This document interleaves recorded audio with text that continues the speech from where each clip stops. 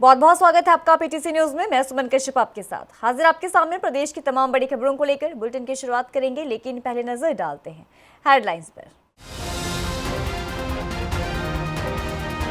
हरियाणा सरकार ने नई आबकारी नीति को मंजूरी दी। हरियाणा में अब हाईवे पर नहीं खुलेंगे शराब के ठेके। 500 से कम आबादी वाले गांव में शराब के ठेके नहीं खोले जाएंगे। कैबिनेट मंत्री अनिल विज का बयान, कहा देश युद्ध की दहलीज पर खड़ा, पानी का मुद्दा खत्म होना चाहिए। एकता दिखाने के बजाय इस तरह के मुद्दे उठाना सही नहीं है। कैबिनेट मंत्री रणवीर गंगवा का बयान, कहा पंजाब सरकार पानी को लेकर ओछी राजनीति कर रही, हम सिर्फ अपने हिस्से का पानी मांग रहे हैं। शहीद विनय नरवाल के घर पहुंचे राहुल गांधी, परिवार से मुलाकात की, ढांढस बंधाया। दीपेंद्र हुड्डा बोले, दुख की घड़ी में हम परिजनों के साथ। जल विवाद को लेकर इनेलो दूसरे दिन भी सड़कों पर। इनेलो कार्यकर्ताओं ने सिरसा के लघु सचिवालय में पहुंचकर धरना दिया। आदित्य चौटाला की अगुवाई में सिरसा उपायुक्त को मांग पत्र सौंपा।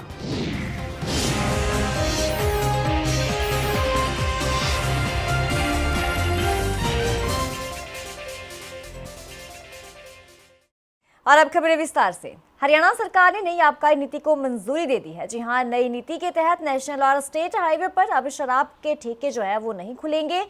हाईवे पर ठेके का विज्ञापन भी नहीं कर सकेंगे। इसके उल्लंघन पर सख्त कार्रवाई का प्रावधान किया गया है।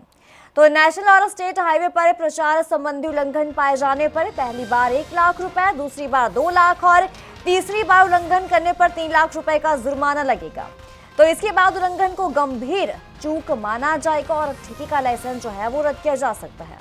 तो राज्य की शराब नीति में ये प्रावधान किया गया है कि 500 से कम आबादी वाले गांव में शराब के ठेके नहीं खोले जाएंगे। ऐसे गांव करीब 700 है, जिस कारण वहां पहले से संचालित 152 ठेके भी अब बंद हो जाएंगे।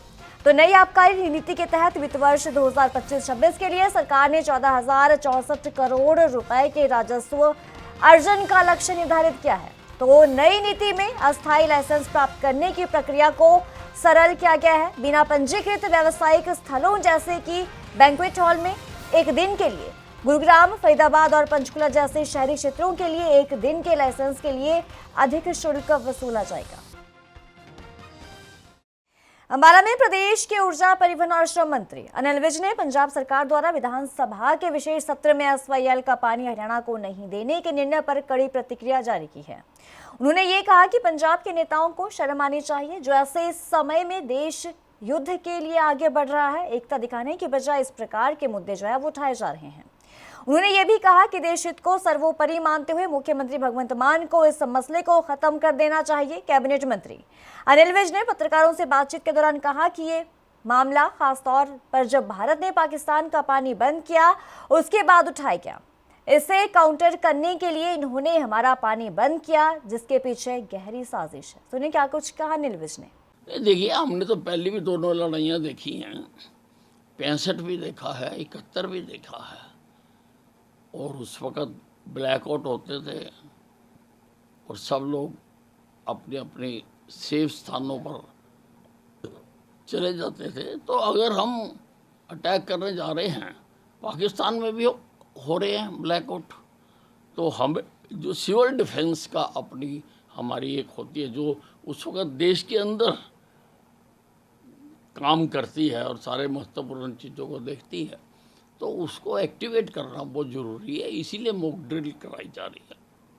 जब देश युद्ध के लिए आगे बढ़ रहा है, एकता दिखाने की बजाय इस प्रकार के मुद्दे उठा रहे हैं। और ये खास तौर पर उसके बाद उठाया गया जब हमने पाकिस्तान का पानी बंद किया।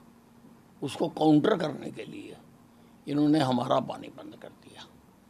इसके पीछे गहरी साजिश है। और मैं तो यही कहूँगा कि पंजाब के नेताओं को इस मुद्दे को ख़त्म करना चाहिए। हमें पहले भी पानी मिल रहा था। बीबीएमबी ने भी कहा कि 8,500 क्यूसेक पानी दो। केंद्रीय गृह सचिव ने भी कहा कि पानी दो। तो इनको इस वक्त आपस की लड़ाई नहीं करनी चाहिए, नहीं तो आपस की लड़ाई का अंजाम बहुत बुरा होगा और ये देश की सेनाओं पर भी फिर पड़ सकता है। इसलिए देश के हित को सर्वोपरि मानते हुए मान साहब को ये जो पानी की लड़ाई है इसको ख़त्म कर देना चाहिए। कैबिनेट मंत्री रणबीर गंगवा ने ये कहा कि पंजाब सरकार पानी को लेकर ओछी राजनीति कर रही है। हरियाणा पंजाब का हक नहीं मांग रहा, हम सिर्फ अपने हिस्से का पानी मांग रहे हैं। पानी को लेकर इस तरीके की राजनीति करना अच्छी बात नहीं है। सुनिए क्या कुछ कहा कैबिनेट मंत्री ने। ओछी राजनीति मैं कहूंगा कि पंजाब की आम आदमी पार्टी की सरकार कर रही है। हरियाणा कोई पंजाब का हक नहीं मांग रहा। वो कह रहे हैं कि हम एक बूंद पानी नहीं देंगे, हम एक बूंद भी पंजाब की नहीं मांग रहे। हम तो केवल ये कह रहे हैं कि जो हमारे हिस्से का पानी जो है, जो 8,500 क्यूसेक जो तय किया है, पानी की उपलब्धता पर जो बीबीएमबी तय करता है कि कितना पानी अब हरियाणा को दिया जा सकता है, कितना पंजाब का, कितना राजस्थान का। उन्होंने आज जो पानी अवेलेबल है उस पे बताया कि 8,500 क्यूसेक पानी हरियाणा को अब दिया जाना चाहिए, जिससे हमें पानी की पीने के कोई संकट नहीं आता। एक पानी की उपलब्धता न होने के कारण निश्चित रूप से इसमें कोई दो राय नहीं है कि आज हमें पानी के संकट से जूझ रहे हैं, पीने के पानी के संकट से भी जूझ रहे हैं। हमने प्रयास किया है कि जितना पानी आ रहा है नहरों के अंदर थोड़ा पानी आ रहा है, हमारे जल घरों के अंदर जो पानी वो पहुंच नहीं पा रहा, हम पंप लगा करके उसको अपलिफ्ट करके और जल घरों के अंदर डाल रहे हैं। और हम कोशिश कर रहे हैं कि पानी की राशनिंग भी कर रहे हैं। जहां हम 2 टाइम पानी देते थे 1 टाइम दे रहे हैं, जहां हम 2 घंटे पानी देते थे वहां 1 घंटा पानी दे रहे हैं, 1 टाइम पे दे रहे हैं। वो राशनिंग करके हम कोशिश कर रहे हैं पहुंचाने की। जहां जहां दिक्कत परेशानी है वहां हम टैंकर भेजने का काम भी जो है वो कर रहे हैं। टैंकर हमारे लगे हुए हैं ताकि पीने का पानी हम लोगों तक पहुंचा सकें और सरकार की तरफ से इसका हम पैरवी कर रहे हैं ताकि जल्द हमें पानी मिले। कांग्रेस नेता और सांसद राहुल गांधी शहीद विनय नरवाल के घर करनाल पहुंचे और वहां उन्होंने परिवार से मुलाकात की। रोहतक से कांग्रेस सांसद दीपेंद्र सिंह हुड्डा ने कहा कि राहुल गांधी ने विनय नरवाल के परिवार को जो है वो सांत्वना दी और इसके बाद एकांत में परिवार के साथ बातचीत की भी। राहुल गांधी ने परिवार को ढांढस भी बताया। सुनिए क्या कुछ कहा दीपेंद्र हुड्डा ने।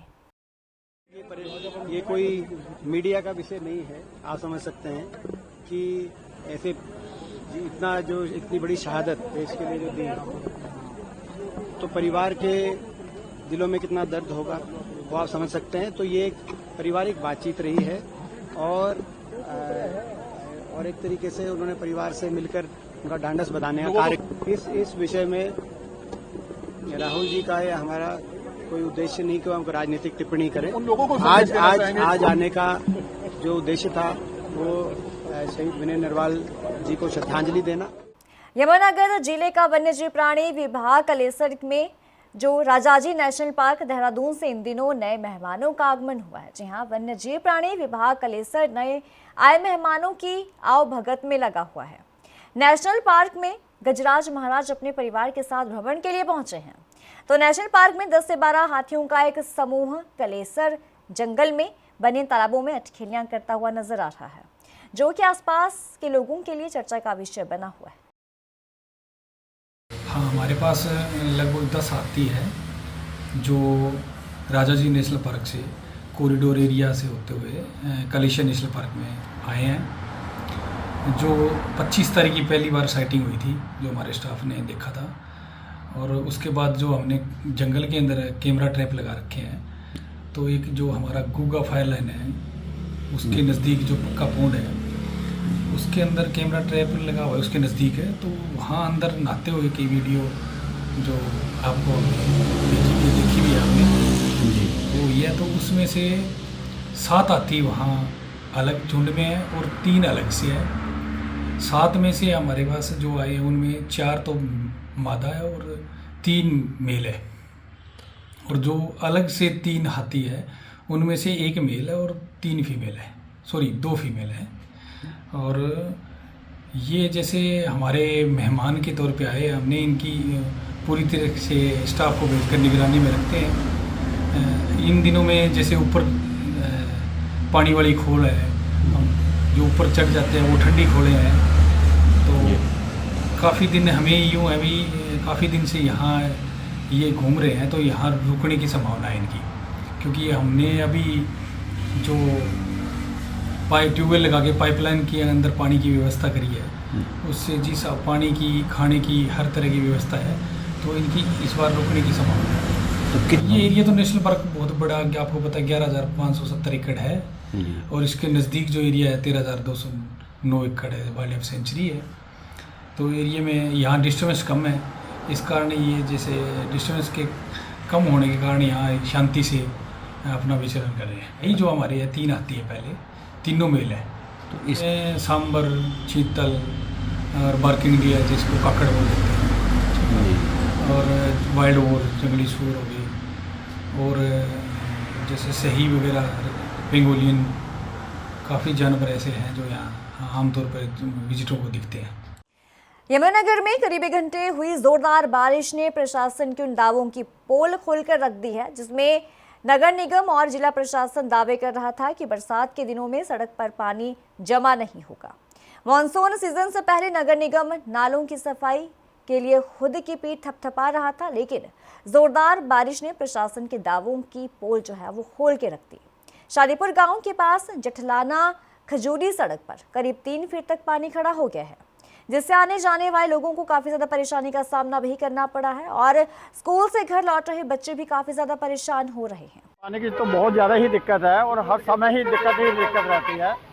और मैं तो खुद भाजपा का कार्यकर्ता हूँ, यहाँ के इस गली के मोहल्ले के सारी वोटें भी मैं ही दिलाता हूँ भाजपा की, मगर मुझे अफसोस है कि उनके अपने नेता होते हुए भी मैं घनश्याम दास जी का खास उनका हूँ, मगर उसके बावजूद भी ये हालात जो है ऐसे देखो, पानी की कैसे कितनी मुश्किल है, कारें नहीं चल पाती, मोटरसाइकिल रुक जाते हैं, लोगों के कारोबार ठप हो जाते हैं, बच्चे स्कूल नहीं जा पाते हैं, तो थोड़ी परेशानियाँ तो हैं ही। तो समाधान के लिए मैंने अपने घनश्याम दास जी को फ़ोन करके भी अवगत कराया गया था, तो उन्होंने कहा हम जल्द से जल्द फैसला लेंगे और इन चीज़ों को हम दूर कमी करने की कोशिश करेंगे। हम सरकार की तरफ से हम इसका टेंडर पास करवा रहे हैं, आपका काम जल्द से जल्द करवा दिया जाए। हमारा परसों भी सारा 6,000 का घास ले थे, आज भी आपके सामने सारा खराब हो गया, डूबया पड़ा जी पानी में। तो दिक्कत है जी, पानी सारा, न कोई घास का ऐसा का पानी में सारा घास खराब हो गया। और कल भी पूछ लो, धर्मशाला में घेर के आए थे, कुछ हिंगा गिरा, हम रोटी खानी भारी होगी बाबू जी। दिक्कत है जी, पानी का कोई निकासी नहीं, एक दाना भी है जी, हर नेक्स्ट 12 सवारी यहाँ पानी बाबू। पंजाब हरियाणा के बीच भाखड़ा के पानी के बंटवारे के मामले को लेकर इंडियन नेशनल लोकदल दूसरे दिन भी सड़कों पर उतरी है। सिरसा में डब्बावाली के विधायक आदित्य चौटाला के नेतृत्व में नैलो कार्यकर्ता लघु सचिवालय में इकट्ठा हुए और उन्होंने प्रदर्शन करते हुए सिरसा के उपायुक्त को अपना मांग पत्र सौंपा। मीडिया से बातचीत करते हुए डब्बावाली से नैलो के विधायक आदित्य चौटाला ने यह कहा कि नैलो हमेशा से ही जनहित के मुद्दे पर बात करती आई है, लेकिन आज पूरे प्रदेश में पानी को लेकर संकट है और सिंचाई के लिए तो दूर, पीने तक के लिए लोगों के पास पानी नहीं है। मोल लेकर पानी पीना पड़ रहा है। सुनिए क्या कुछ कहा। देखिए, इंडियन नेशनल लोकदल हमेशा से ही जनहित के और ख़ासतौर पर हरियाणा के हित की बात करती है। हरियाणा में बहुत बड़ा जल संकट है, पीने का पानी नहीं है, किसान को खेत में लगाने के लिए पानी नहीं है, हमारी फसल की बिजाई नहीं हो रही, और सबसे बड़ी विडम्बना है कि आज पानी जो है वो मोल खरीदना पड़ रहा है, पैसे से खरीदना पड़ रहा है। पीने का 750 रुपये टैंकर गरीब आदमी को अपने घर के अंदर लेके आना पड़ रहा है। सबसे पूरे हरियाणा के कोने कोने में त्राहिमाम है। हरियाणा सरकार जो बीजेपी की पिछले 11 वर्षों से है, 3 प्लान है, केंद्र में भी मोदी की सरकार है। पंजाब ने हमारा पानी रोक लिया, केवल मात्र 4,000 क्यूसेक पानी दे रहे हैं, हालांकि हमें जो पानी मैक्सिमम मिला है वो 12,000 क्यूसेक तक मिला है। तीसरा हिस्सा आज हमें पानी मिल रहा है। मुख्यमंत्री को हमने बार बार सचेत किया, हमारे विधानसभा के सेशन थे, उसमें भी हमने बोला, इंडियन नेशनल लोकदल के हम 2 विधायक हैं, दोनों ने बोला कि हरियाणा के हितों पे जब भी कोई कुठारघात होता है, अन्याय होता है, हमें भी पंजाब को उसी लहजे से पंजाब सरकार को जवाब देना चाहिए। लेकिन बीजेपी की जो सरकार है, नायब सैनी की सरकार है, मैं मानता हूँ कहीं ना कहीं कमज़ोर है, फैसला नहीं ले पा रही, और अब जब दबाव बैठ पड़ा तो इन्होंने ऑल पार्टी मीटिंग बुलाई। उस ऑल पार्टी मीटिंग में भी इंडियन नेशनल लोकदल ने ये खड़े होकर, हमारे प्रदेश अध्यक्ष ने स्पष्ट किया कि मुख्यमंत्री जी, हरियाणा के हित में कोई फैसला आपने लेना है, हम साथ हैं। जब हरियाणा पे कोई अत्याचार हुआ है, जुल्म हुआ है, इंडियन नेशनल लोकदल ने बेबाकी से स्टैंड लिया है, हम आपके साथ हैं, पर आप कठोर फैसला लो। आप ही का पंजाब का जो प्रदेश अध्यक्ष है बीजेपी का, वो कह रहा है कि हम हरियाणा को पानी नहीं देंगे। उस बैठक में भूपेंद्र सिंह हुड्डा भी थे और उनके सूरज जो उदय भान जी हैं उनके प्रदेश अध्यक्ष वो भी थे। हमने कहा उदय भान जी, आपका ही प्रदेश अध्यक्ष राजा वड़िंग कहता है हरियाणा को पानी नहीं। जम्मू कश्मीर के रामबन सड़क हादसे में गांव सारंगपुर का जवान अमित सांगवान शहीद हो गया। शहीद की सूचना मिलने पर जहां गांव में शोक का माहौल बन गया, तो वहीं गांव में राजकीय सम्मान के साथ अंतिम संस्कार भी किया गया। उनकी अंतिम यात्रा में भिवानी महेंद्रगढ़ सांसद चौधरी धर्मवीर सिंह, दादरी विधायक सुनील सांगवान की पत्नी सुनीता सांगवान, प्रशासनिक अधिकारियों के अलावा कई लोग जो है वो मौजूद रहे। तो शहीद अमित सांगवान को उनकी बहन सीमा ने मुखाग्नि भी दी। आपको बता दें कि अमित सांगवान अपने माता पिता का इकलौता बेटा था, जिनका पार्थिव शरीर बाइकों के काफिले के साथ गांव में पहुंचा और शहीद अमित सांगवान अमर रहे के नारों के साथ पूरा आसमान गूंज उठा।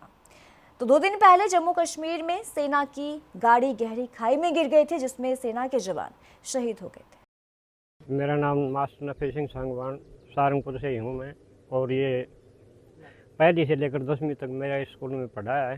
हमारे गांव का ही था, अमित कुमार था, राजेश कुमार इसके पिताजी का नाम था, और इसके मेरा माता जी का नाम कृष्णा देवी, जो इसकी माता जी हमारे स्कूल में मैडम भी रही है।